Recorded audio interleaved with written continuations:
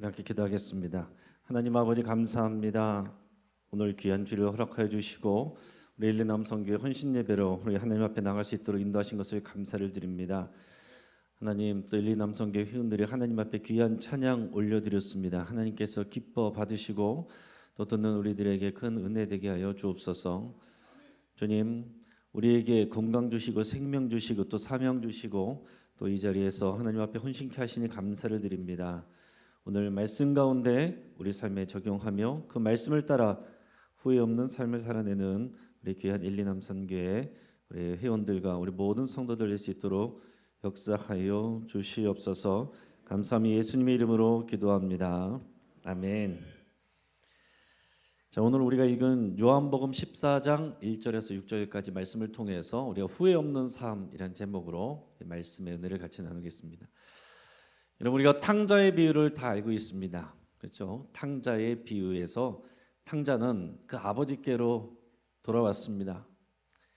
나갈 때는 호기롭게 나갔지만 그러나 아버지를 떠난 삶이 얼마나 곤고한지를 깨닫고 후회하고 그리고 결심하여 아버지께로 돌아왔습니다.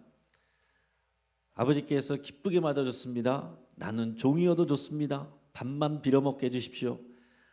아니다 그러면서 목을 어금맞고 안아주시고 옷을 입혀주시고 신을 신겨주시고 가락지를 끼워주시고 잔치를 베풀어 줬습니다.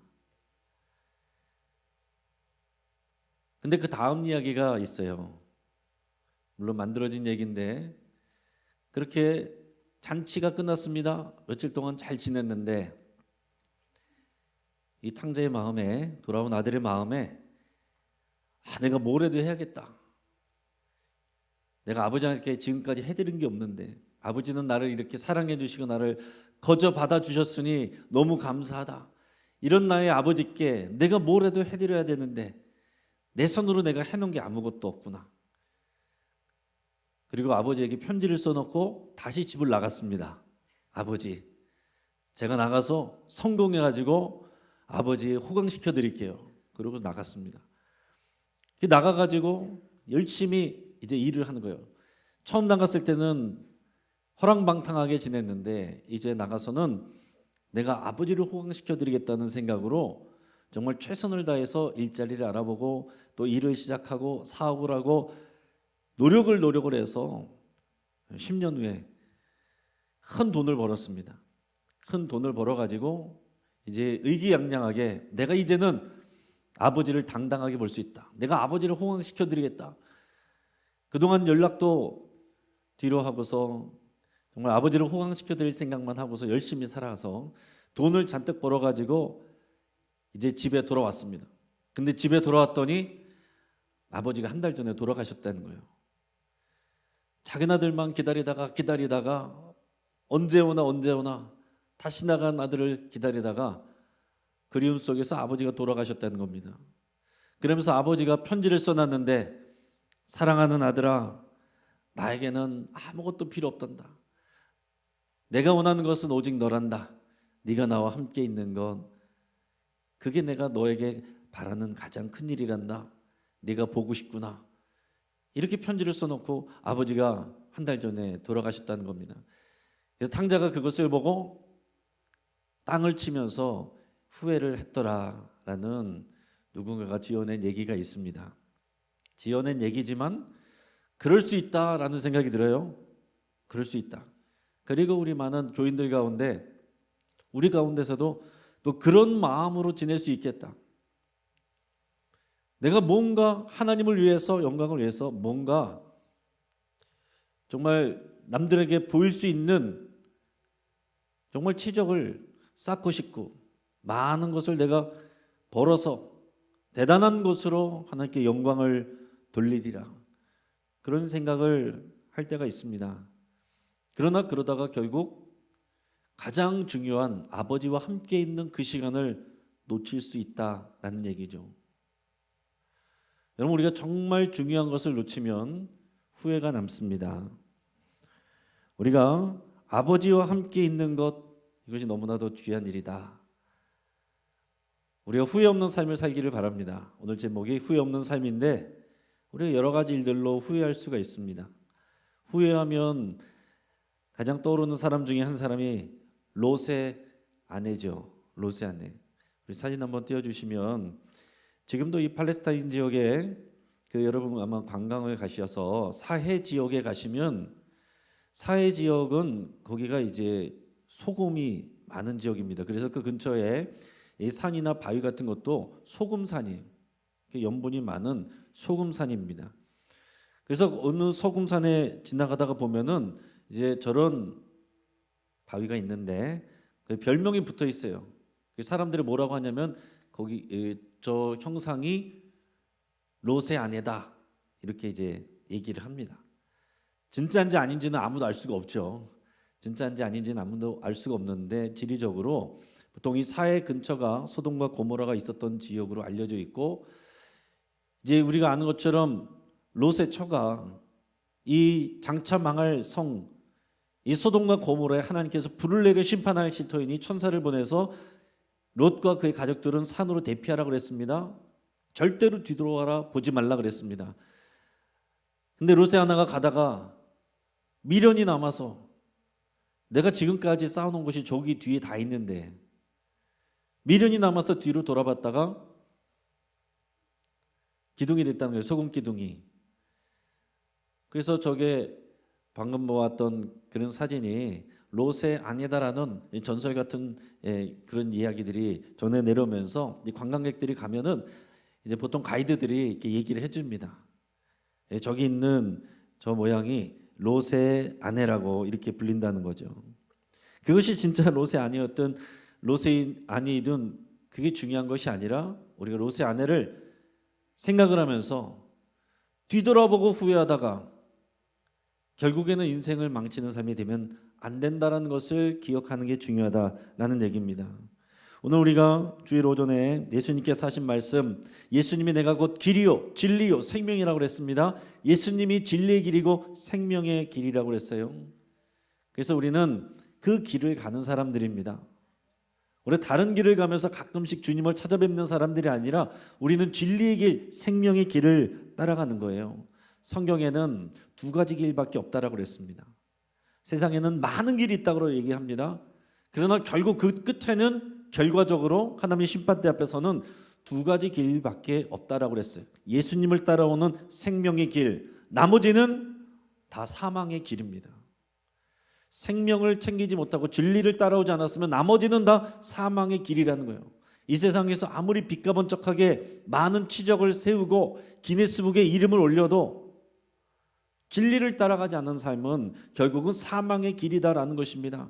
이 땅 가운데서 사회적 높은 위치를 갖고 대단한 명성을 쌓고 재산을 남겨놨어도 하나님 앞에 가서는 그저 심판대 앞에서는 한 영혼일 뿐입니다. 하나님께서는 얼마나 많은 것을 남겼는가가 아니라 그 진리의 길을 따라왔는가 그것을 보시고 심판하신다는 거죠. 그래서 여러분 제일 안타까운 것은 뭡니까? 롯의 아내처럼 자꾸 뒤를 바라보면서 미련을 가지고 또 다른 사람하고 비교하다가 내가 가야 할 길을 올바르게 가지 못하는 그런 인생, 내가 정말로 가야 될 그 길을 따라가지 못하고 엉뚱한 데서 방황하다가 마치는 인생, 이런 인생이 정말 안타까운 인생이죠. 또 하나는 내가 이 진리의 길을 가지 않고 있어요. 다른 길을 가고 있으면서 나는 이 진리의 길을, 생명의 길을 가고 있다라고 착각하는 사람들도 있다 하는 것입니다. 예수님께서 하신 말씀의 복음서에서 보면 내가 주의 이름으로 귀신도 쫓아내고 병자도 치유하고 주의 이름으로 선지자 노릇도 하였습니다. 예수님께서 내가 너희를 도무지 알지 못하느니 내게서 떠나가라. 평생을 나는 주님의 종인 줄 알고 주님과 가까운 줄 알고 그의 길을 따라가는 줄 알았는데 네가 간 길은 진리의 길, 예수님께서 보여주신 그 생명의 길이 아니라 너를 위한 너의 성공의 길, 너의 길이다 이렇게 말씀하신다는 거예요. 그런 말씀을 읽을 때마다 우리 새벽 말씀에 우리 마태복음을 통해서 우리가 그런 말씀들을 우리가 나누었는데 우리가 두려운 마음을 갖습니다. 근데 사도 바울도 그런 얘기를 했어요. 사도 바울도 그런 두려움이 있다라고 그랬습니다. 내가 다른 사람들에게는 실컷 복음을 전하고 다른 사람들의 생명을 구하고 나서 내가 하나님께 혹시 내가 이 길을 벗어나서 버림받지 않을까? 너희가 서 있는 줄 아는 자는 주의하고 경계하라고 그랬어요. 넘어질까 조심하라고 그랬습니다. 예수님께서도 우리에게 주기도문 가르쳐 주시면서 뭐라고 하셨어요? 너희가 시험 들지 않게 기도하라고 그랬습니다. 시험에 들게 하지 마옵시고 악에서 구하옵소서. 여러분 신앙생활하고 교회 다니지만 시험에 들 때가 많이 있죠. 시험에 들지 않기를 위해서 기도하시길 바랍니다. 시험에 들다가 보면 주의 길을 따라가는 것이 아니고 그냥 악에 거하려고 하는, 주님이 원하시는 뜻이 아니라 내 성질대로 하려는 그런 게 있어요. 그게 악에 빠져 있는 것입니다. 그래서 우리는 주님이 가르치신 대로 늘 그렇게 기도해야 되는 거예요. 주여 시험에 들게 하지 마옵시고 다만 악에서 구하소서. 그 악이란 게 뭡니까? 진리의 길, 생명의 길을 탈선하는 거예요. 내 마음대로 가는 것입니다. 내 성질대로 가는 것입니다. 예수님은 용서하라, 사랑하라, 하나 되라 그랬는데 내 눈에 흙이 들어오기 전까지는 저 사람을 내가 보나 봐라. 이게 시험에 들어서 악에 처해 있는 것입니다. 원수까지도 용서하라, 사랑하라, 너를 박해하는 자를 축복하라 그랬는데 내가 받은 것 그 이상으로 내가 너를 갚아주리라. 이게 시험에 들어있는 거고 악에 빠져 있는 것입니다. 교회 안에서 시험에 들어있고 악에 빠져 있는 사람, 진리 길, 생명의 길에서 탈선한 거예요. 그게 제일 무서운 일이고 안타까운 일이라는 얘기입니다. 여러분 교회 밖에 있는 사람이 진리의 길을 벗어나 있다라고 말할 수 있겠죠. 그런데 제일 안타까운 것은 교회 안에 있는 사람들이, 더군다나 목회자나 중직자나 재직들이나 직분자가 교회 안에 있으면서 진리의 길을 따라가지 않냐고 탈선하여 시험에 들고 악에 머물러 있다.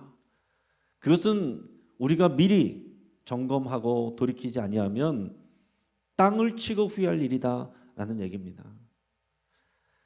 여러분 세계적인 미래학자인 다니엘 핑크라는 이 학자가 있는데 이분이 전 세계 105개 나라를 대상으로 설문조사를 했습니다. 질문을 뭐라고 했냐면은 인생에서 가장 후회되는 것이 무엇입니까? 이렇게 물어봤어요. 그래서 대답이 한 16,000개의 대답을 받았는데 105개 나라에 16,000개 응답을 받은 것을 가지고 분석을 해서 그 중에서 공통적으로 나온 것 4가지를 추려서 그것을 이제 발표를 했어요. 한번 그림을 띄워주시면은 첫째는 나이가 들어서 보니까 안정된 삶에 대한 후회가 생기더라라고 공통적으로 나라와 민족을 상관없이 그런 공통적인 대답을 했어요. 그러니까 학생 때 내가 무단결석했던 거 또는 내가 돈 있을 때 과소비했던 거, 술, 담배 이런 것처럼 내가 장기적으로 내가 삶을 불안정하게 만드는 나쁜 습관들, 내가 그 나쁜 습관을 빨리 끊었어야 되는데 계속해서 그거 붙들고 있었던 것 후회한다 그랬습니다. 두 번째는 과감함에 대한 후회가 있었다고 그랬어요. 예를 들어서 젊었을 때 그때 사랑 고백을 할 걸, 미스김 잡았어야 되는데 뭐 이런 거 있잖아요. 그 사람 놓쳤던 거, 그때 창업했어야 되는데, 그때 뭘 했어야 되는데, 그때 내가 과감하지 못해서 혹시라도 손해볼까 봐 두려워서 내가 모험하지 못하고 도전하지 못했던 것을 후회하는 그런 일들이 그 다음에 많았다는 얘기입니다. 그리고 세 번째는 도덕적 후회가 많았다라고 그래요. 도덕적 후회. 내가 남의 돈을 떼어먹었거나 불륜을 저질렀거나 갑질했거나 남을 해코지했거나 남을 험담했거나 이런 도덕적이지 못한 행동들, 이제 나중에서 보니까 이것이 다 죄책감으로 남는 거예요. 어떻게 해결할 방법이 없는 것입니다. 그래서 이런 행동들을 후회한다라고 그랬습니다. 근데 가장 많은 비중을 차지한 게 이 네 번째예요. 연결에 대한 후회를 많은 사람들이 했다라고 그랬습니다. 연결에 대한 후회. 그러니까 관계에 대한 후회입니다.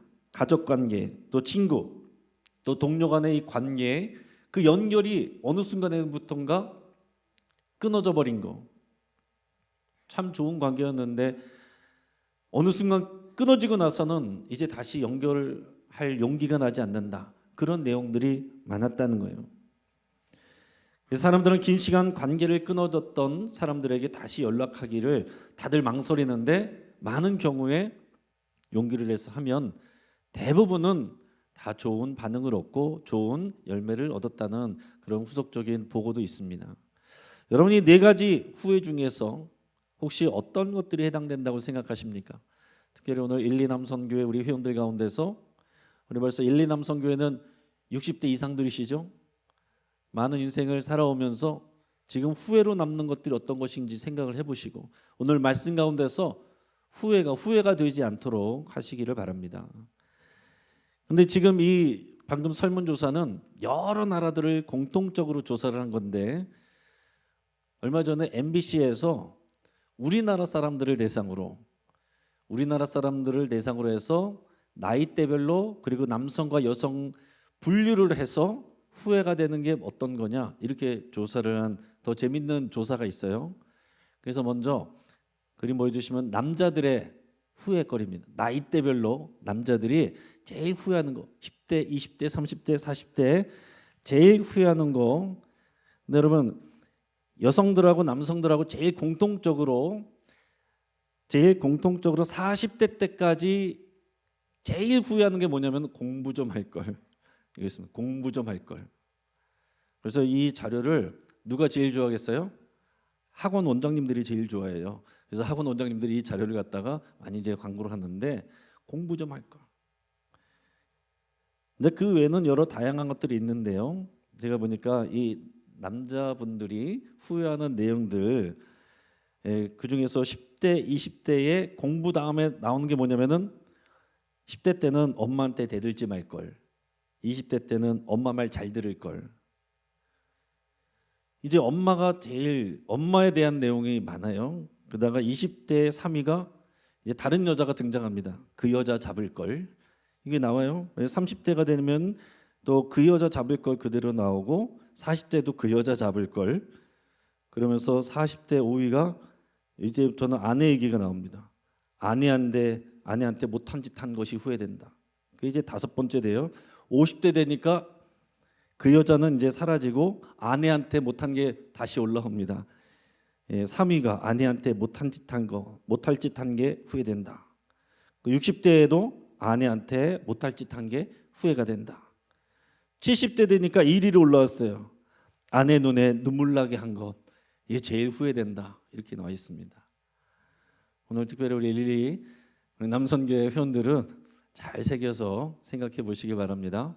여성분들의 조사가 나와 있어요. 여성분들도 10대, 20대 때는 2위가 엄마예요. 엄마한테 거짓말한 거 10대 때. 20대 때는 엄마 말 잘 들을 걸.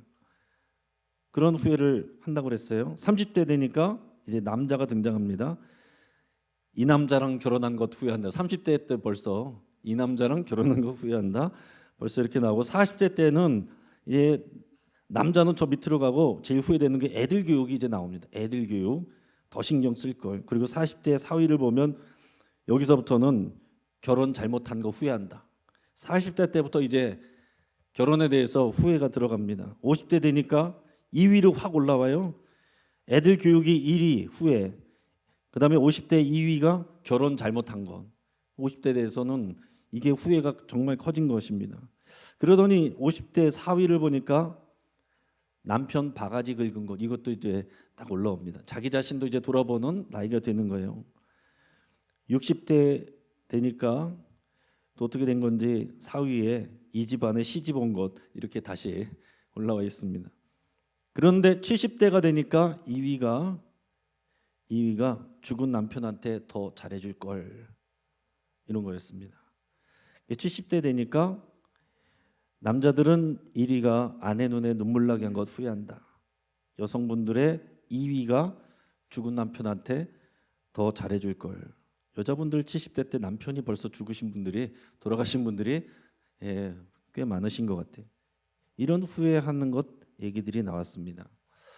여러분 우리가 오늘 오전에 주일 예배 때 본문 말씀을 읽었는데 오늘 오전에는 좀 새가족분들 초신자들을 위해서 말씀을 하기 때문에 거기에 대한 배경이나 더 깊은 내용들은 많이 하지 않았습니다. 그런데 오늘 우리가 읽은 본문 전체를 통해서 여러분 맥락을 통해서 볼 수 있길 바랍니다.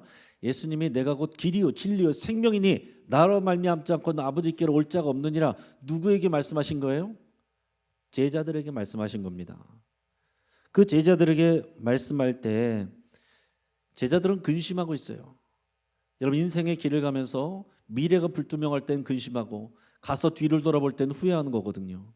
근데 지금 제자들은 예수님 믿고 따라다니다가 근심되는 상황 가운데 있는 것입니다. 그럴 때 오늘 말씀을 예수님께서 하셨던 거예요. 오늘 본문의 1절에서 4절까지 말씀을 우리 같이 한번 읽어보겠습니다. 시작. 너희는 마음에 근심하지 말라. 하나님을 믿으니 또 나를 믿으라. 내 아버지 집에 거할 것이 많도다. 그렇지 않으면 너에게 일렀으리라. 내가 너희를 위하여 거처를 예비하러 가노니 가서 너희를 위하여 거처를 예비하면 내가 다시 와서 너희를 내게로 영접하여 나 있는 곳에 너희도 있게 하리라. 내가 어디로 가는지 그 길을 너희가 아느니라. 아멘. 이 말씀을 하시기 전에 이 말씀을 하시기까지 어떤 상황이었냐면 지금 이때가 예수님이 십자가 지시기 바로 전입니다. 곧 있으면은 십자가 지시는 공생의 3년째 이 6월절에 예루살렘에 와 계신 그런 상황이에요. 제자들과 식사를 하시던 중에 그 자리에서 여러 가지 말씀을 주셨는데 그 내용이 요한복음에서 길게 나오고 있어요. 자, 그때까지 상황은 예수님은 회중들에게 무리들에게 인기가 절정이었습니다. 예수님이 가는 데마다 수많은 사람들이 따라다녔어요. 그래서 제자들의 마음에는 기대감이 커졌습니다. 이제 우리는 탄탄대로다. 예수님만 따라가면 우리는 승리하고 우리는 성공한다. 그러면서 예수님의 말이 제대로 들어오지가 않아요. 예수님은 오늘 이 말씀을 이 앞에를 통해서 3번이나 내가 예루살렘에 가면 잡힐 것이고 고초를 당할 것이고 죽을 것이다 말씀하셨는데 제자들의 귀에 들어가지가 않아요. 제자들의 마음에는 지금 예루살렘에 가면 우리는 성공한다, 출세한다, 여기에 사로잡혀 있으니까 예수님의 말씀이 들어가질 않습니다. 그러면서 제자들의 관심은 지금 예루살렘에 들어가면 누가 예수님의 좌우편에 우편에 앉을 것이냐, 그거 가지고 서로 경쟁하고 있고 서로 눈치 보고 있고 싸우고 있고 그것 때문에 마음 상해 있고 그런 상황이었어요. 요즘에 윤핵관 뭐 그런 얘기 하는데 이 제자들한테 적용하면은 누가 얘 핵관이 될 것이냐 뭐 그런 거 가지고 지금 온통 신경을 쓰고 있는데 예수님 앞에서 자꾸 이상한 소리를 합니다. 내가 너희를 떠날 것이고 그런데 잠시 후에 다시 볼 것이고 죽을 것이란 얘기를 자꾸 하시는데 도대체 이게 무슨 말씀이신지 제자들이 이해를 하지 못하는데 이해를 못하면서 지금 근심하는 그런 상황에 있다는 얘기예요. 자꾸 예수님이 이상한 소리 하니까 우리는 지금 가서 탄탄대로를 걷고 만사형통, 출세, 성공 이것 생각하고 있는데 예수님께서는 엉뚱한 얘기를 하시니까 근심하고 있단 말이에요. 자꾸 죽는다고 하시니까. 그러면서 오늘 본문에서 예수님이 제자들에게 근심하지 마라. 하나님을 믿으니 또 나를 믿으라. 이렇게 말씀하시는 거예요. 그러면서 예수님이 과연 어디로 가신다는 건가? 이 제자들이 궁금했는데 차마 묻지도 못하고 이런 생각을 하고 있습니다. 예수님이 지금 어떤 길을 가신다고 말씀하시는 거예요? 어떤 길을 가십니까? 예수님은 제자들에게 너희는 이 길을 알고 있다 그랬어요. 이미 벌써 2번이나 말씀해 주셨거든요. 그 앞에까지 3번 말씀해 주셨거든요. 어떤 길을 간다는 겁니까? 죽으러 가시는 거예요. 십자가의 길을 가시는 겁니다. 십자가를 향해서 나가시는 거예요. 제자들은 예수님을 따라가면서 성공의 그 높은 자리를 향해서 가고 있는데 예수님은 십자가를 바라보면서 가고 있는 것입니다. 예수님은 그 십자가의 길을 향해서 나가고 있다는 것이에요. 근데 그 십자가의 길은 어떤 길입니까? 죽음이에요. 예수님의 죽음입니다. 근데 그 예수님의 죽음이 예수님의 사명이에요. 여러분 이것이 제자들에게 근심이 되지 않을 수가 없는 것입니다. 오늘날에도 교회 다니는 사람들 신앙생활하면서 많은 분들이 예수님을 따라가면서 십자가에서 죽으러 가자. 여러분 이 마음 가지고 소망 갖는 사람들이 별로 없습니다. 예수님 믿고 내가 섬기고 헌신할 테니 탄탄대로를 걷게 해주십시오. 만사형통하게 해주십시오. 모든 근심과 걱정 없게 해주십시오. 우리 가족들 다 건강하고 잘 되게 해주십시오. 제자들하고 다르지 않아요. 거기에 대해서 예수님께서 하시는 말씀이에요. 예수님은 다른 길은 없다라고 말씀하시는 것입니다. 죄인들이 아버지께로 갈 수 있는 이 길은 오직 십자가를 통해서 가는 길이라고 말씀하고 계신 거예요. 예수님이 이 길을 가지 않으면 제자들도 따라갈 수도 없고 오늘 저와 여러분들이 이 자리에 있을 수가 없었던 것입니다. 예수님의 십자가 죽음은 죽음으로 끝나는 게 아니죠. 오늘 예수님이 뭐라고 말씀하셨어요? 내가 가는 것은 내 아버지 집에 너희들의 거처를 예비하러 가는 것이다. 곧 있다가 다시 너희를 데리러 올 것이다. 이런 얘기를 했어요. 무슨 얘기입니까? 예수님이 죽으시고 십자가에서 죽으시면 죽은 거로 끝나지 않았죠. 부활 승천하셔서 하나님의 보좌 우편에 앉으셨습니다. 영광의 자리로 하나님께서 올려주신 거예요. 근데 그 옆에 제자들의 자리도 마련하러 가겠다. 그럼 그 제자들의 자리가 마련된 자리로 가려면 어떤 길을 가야 됩니까? 예수님을 따라서 십자가 길로 가야 되는 거죠. 그래서 예수님은 너희는 자기를 부인하고 자기 십자가를 지고 나를 따르라, 그 말씀을 하신 것입니다. 여러분, 오늘날 목회자도 중직자도 우리 모든 섬기는 사람들도 이 딜레마가 있습니다. 예수님을 따라서 여기까지는 왔는데 자기를 부인하고 예수님을 따라서 죽음의 길로 나가는 것이 두렵고 여전히 근심된다는 얘기예요. 순간순간 우리는 예수님의 이 길을 안다고 하면서도 순간 제자들과 같이 그 죽음의 길로 나가는 것이 아니라 출세의 길로만 생각하는 그런 경우들이 많다는 얘기죠. 그랬더니 5절에서 도마가 질문을 합니다. 내가 어떤 길을 가는지 모르겠는데 그 길을 우리가 어떻게 할 수가 있습니까? 5절 말씀 한번 보여주세요. 도마가 물어보는데 우리가 어디로, 주님이 어디로 가시는지 그 길을 우리가 어떻게 합니까? 그랬을 때 오늘 우리의 오전에 나눴던 말씀, 묵상 말씀, 예수께서 말씀하시기를 내가 곧 길이요 진리요 생명이니 나로 말미암지 않고 아버지께로 올 자가 없느니라, 그 말씀을 사실은 도마 때문에 그 제자들에게 하신 말씀이에요. 그래서 이 본문을 우리 오전에는 6절만 띄워놓고 읽었는데 오늘 전체 본문과 그 앞의 내용까지 전체 생각해서 맥락적으로 보면 뭘 의미하는 것입니까? 예수님이 말씀하시는 것은, 자, 하나는 제자들에게도 이 십자가의 길을 따라오라고 말씀하는 거예요. 예수님이 보여주신 그 길은 십자가의 길인데 죽음의 길이지만 그것이 진리의 길이고 생명의 길이고 아버지께로 가는 길이고 하나님의 영광 가운데로 나가는 길이라고 말씀하고 있는 겁니다. 두 번째로 예수님의 죽음은 하나님이 주시는 존귀의 영광을 받는 거예요. 죽고서 끝나는 것이 아닙니다. 우리의 신앙은 부활로부터 시작되는 거예요. 그러니까 여러분, 우리는 교회 안에서 죽어도 낮아져도 괜찮다는 거예요. 낮은 곳으로 갈수록 여러분 어려움을 당하고 오해를 당할수록 주님 때문에 그것을 참으면 우리가 받을 영광이 더 크다는 거죠. 근데 여러분, 교회 안에서 그 진리를 놓치고 서로 제자들과 같이 누가 더 높으냐, 누가 더 높은 타이틀을 갖느냐, 누가 장자리 되느냐, 누가 붓자리 붙느냐, 이거 가지고 경쟁하다 보면 탈선하게 된다는 얘기예요. 또 하나, 예수님을 믿고 내가 가던 세상의 길, 즉 성공의 길, 형통의 길, 출세의 길 그대로 간다면 하나님이 주시는 진짜 생명과 영광과 존귀는 받지 못한다라는 얘기입니다. 그리고 또 하나, 예수님은 너희가 그 길을 이미 안다라고 그랬어요. 제자들에게 너희가 그 길을 이미 알고 있다. 근데 왜 제자들은 물어봅니까? 왜 모릅니까? 듣고 싶지 않은 거예요. 여러분, 오늘날 우리가 교회 와서 예수님 잘 믿고 형통하고 잘 되고 이런 말씀은 우리가 귀담아 듣지만 자기를 부인하고 자기 십자가를 지고 가라는, 예수님과 함께 나는 죽었다라고 선포하는 것, 이게 그냥 설교 때만 그렇게 되고 실제 삶에서 적용이 잘 안 되고 피하고 싶은 내용들이다라는 얘기입니다. 그러나 우리가 그렇게 그 말씀을 외면하면 주님이 보여주신 그 길을 마치 모르는 사람처럼 행동한다라는 얘기예요.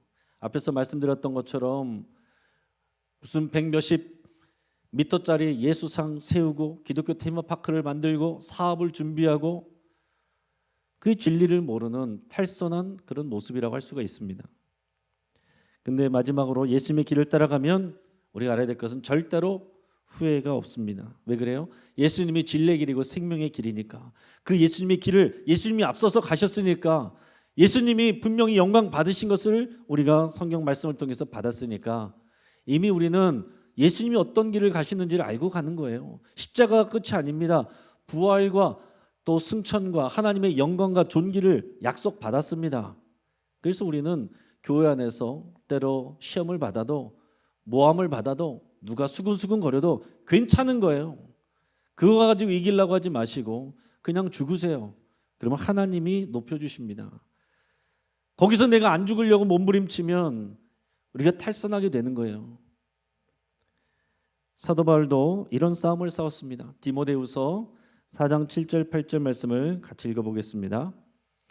나는 선한 싸움을 싸우고 나의 달려갈 길을 마치고 믿음을 지켰으니 이제후로는 나를 위하여 의의 면류관이 예비되었으므로 주 곧 의로우신 재판장이 그날에 내게 주실 것이며 내게만 아니라 주의 나타나심을 사모하는 모든 자에게도니라.